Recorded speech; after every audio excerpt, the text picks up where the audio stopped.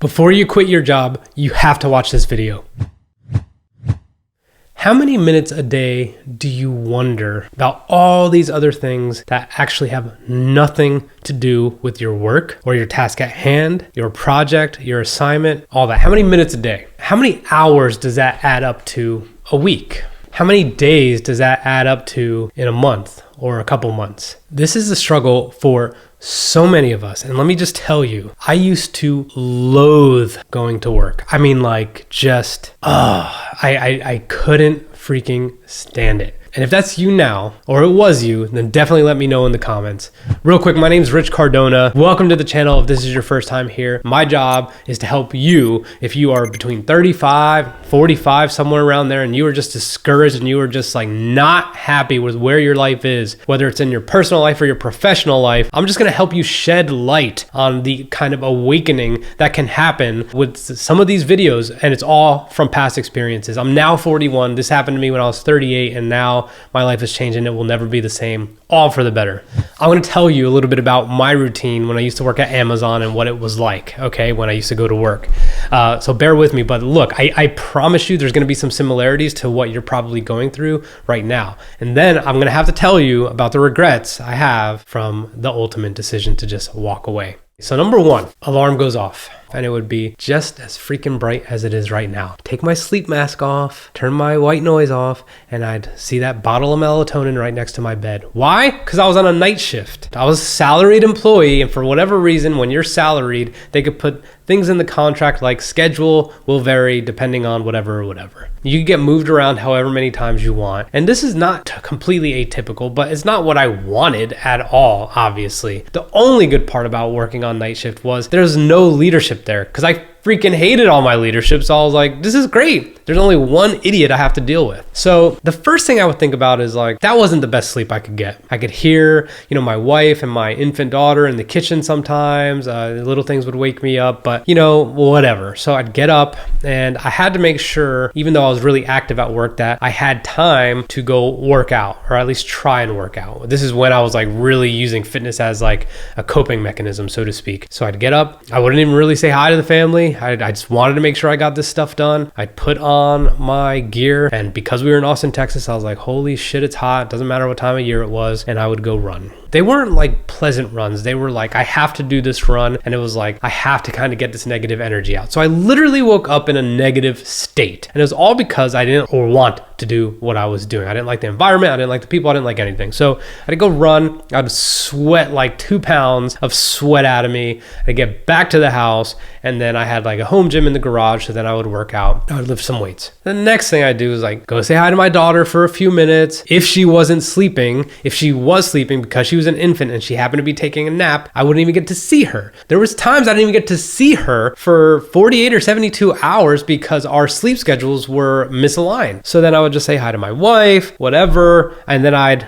immediately, and before all this, by the way, of course, we had a work channel. I forget what the app was called, but whatever it was called is like a messenger app within the system. And of course, I'd have a bunch of emails. Of course, I'd have a bunch of things like, hey, just so you know, this is happening. We need you here then. You got to stay late tonight. Whatever the nonsense. So that also contributed. So that was a mistake because I didn't like limit myself. I wanted to always be in the know because I believe the more information you have, the more power you have, so to speak. So got the workout done. Then I'm like, well, I'll just have my protein shake. Got my protein shake. What was I going to do? Cook a great meal, have an awesome breakfast? Like, no, it was daytime. I was just like, I just need to do something quick. To go shower, put on my pants, put on my boots, put on my vest, put on my whatever, and I get in the car. And that's it. Now, on the way to work, I would stop in this town called Buda, and I would stop at this gas station on the way. It's right off the highway, and I would get cigarettes. I didn't even smoke really, but when I started working there, I started smoking, especially at night, because I could take as many smoke breaks as I wanted to. So I started smoking like a freaking chimney. And did you just hear what I was telling you? I was a protein drinking, 3-mile running, weightlifting dude, and I was still fucking smoking because I needed to get outside because I couldn't stand being in that warehouse.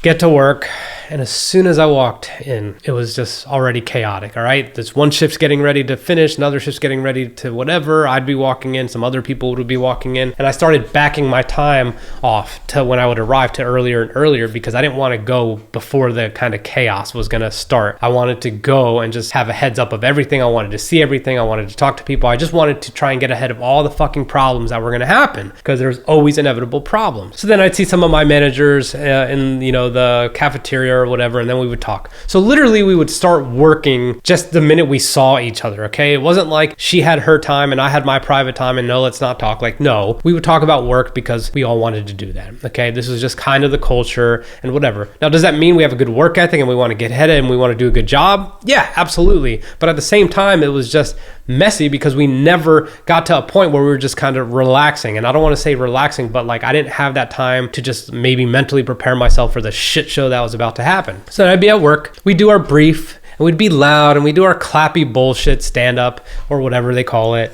And, you just had to get people motivated. And you had to get these hourly associates motivated, okay? They're hourly associates doing real monotonous work. That was that. So then I had my team of my managers. I loved my managers. I loved the process assistants. They were all fantastic. And we would get through the shift and we normally did a very good job. And from beginning to end, we were very busy. I'd find my time to eat. I'd find my time for cigarettes. The leadership was subpar in many, many ways, including myself. I'll say, like, I performed, but I was a bad leader because I'll get into it. But, I was just like, dude, just leave. Please get the hell out of here. Like, no one wants to see you. Get out of here. We got it. Like, we completely got it under control. Like, we literally don't even need you here. So bye. That was our department head. And that was it. So then I'd get off work. Okay. It'd start getting time to get off work. Now, in my worst time towards the end, I would just leave. I would leave whenever. My managers were so good, I would just leave whenever I wanted.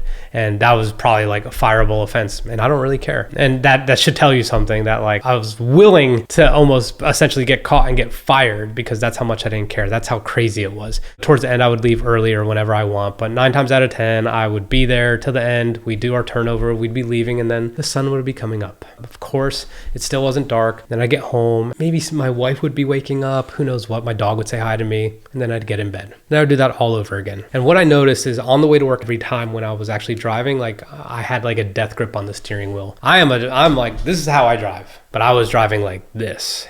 All that time during work, all I was worried about was execution. There was enough to keep busy to distract you from all the other things you could possibly think about because we're in constant communication. There's always something to be done, always a number, always someone who wants something, always someone who has an issue, always a safety incident, always something. And all of it made me realize after a long time that it's just like this cycle of busyness and like maybe things were going well, but I didn't feel good. I didn't feel progress. I didn't feel like I was contributing. I didn't feel like I had purpose. I didn't feel anything. I was a robot. And because I used to be a Marine, it was really easy for me to deliver. Okay. It was really easy for me to just have a routine and have a regimen. And that's how things get done. But what I lost was I didn't pay attention to all the daydreaming that I was having, all the things that I wanted to do. I didn't explore anything internally that actually motivated me. All I did was work till the next vacation. And ultimately I quit.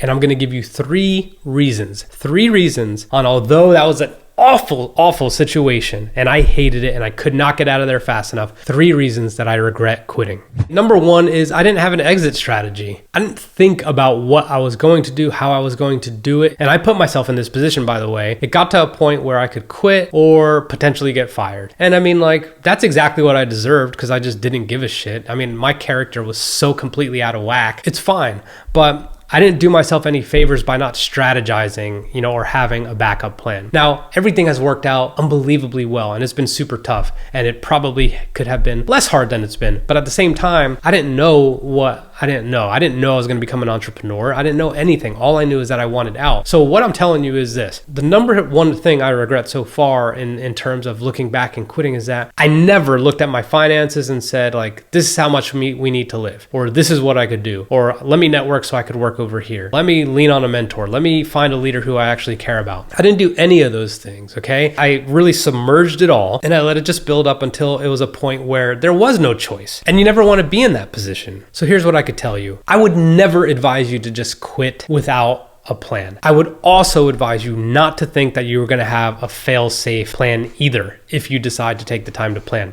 But you should definitely get your finances in order. You should definitely determine if your lifestyle is going to change after you quit, which for most people it will be, because you're probably going to realize you're going to take 2 steps backwards to take 10 steps forward. Okay, like you are going to be willing to deal with those kind of upfront losses for what you could gain on the backside. But if you have a plan, whatever it is, whether it's networking, whether it's finding another job, whether it's moving in with your in-laws like I did, whatever it may be, like that plan's probably going to be imperfect too. So this is a perfect opportunity for you to just kind of start thinking about all the things that could go wrong and just know that those scenarios are very possible. So not having a plan is not a great idea, but no, you plan early, you plan twice. That thing might not go according to plan. That job that someone's holding for you might disappear because you didn't quit soon enough. That money someone promised you or this opportunity that you were going to invest in might disappear before you quit. Who knows what's going to happen, but what I want to advise you to do is know that you should probably consider all the factors, all the things that may change, not to keep you from quitting, but just to be prepared for it mentally.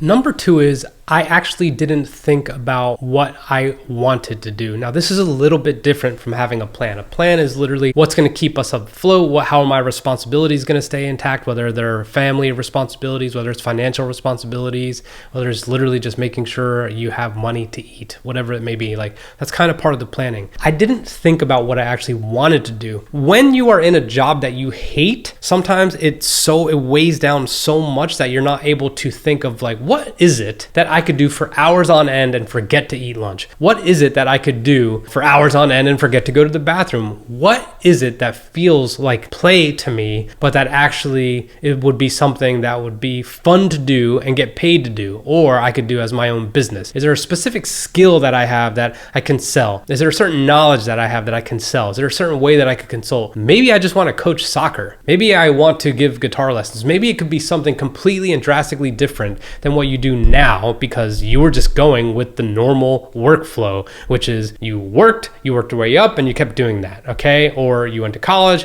and that means, I studied this, so I need to go into this and I just did it. But at some point, there is a misalignment. You may have realized, and I see this more often than anyone could possibly fathom, is that I'm just doing something that's not all that it's cracked up to be and I have no interest in doing it. But I invested so much time in it, or maybe I got educated on it, or I've been here so long, or I'm getting enough money that I'm just gonna stick it out. All these things completely extinguish any of the creative thoughts in you that allow you to conceptualize the things that might bring you true happiness and can get you freaking paid. Why do we do that? I know I've made some videos in the past on that, and one of them is called Why We Don't Go After What We Want, but you really have to think about it. This is not, again, the planning, the lifestyle planning, the financial planning, the job or the networking. This is just thinking about what it is that you want to do. And I don't mean just like something you could be like, yeah, I could do that. No, this is something like, I've always wanted to be a sports agent. That movie, Jerry Maguire, it's like,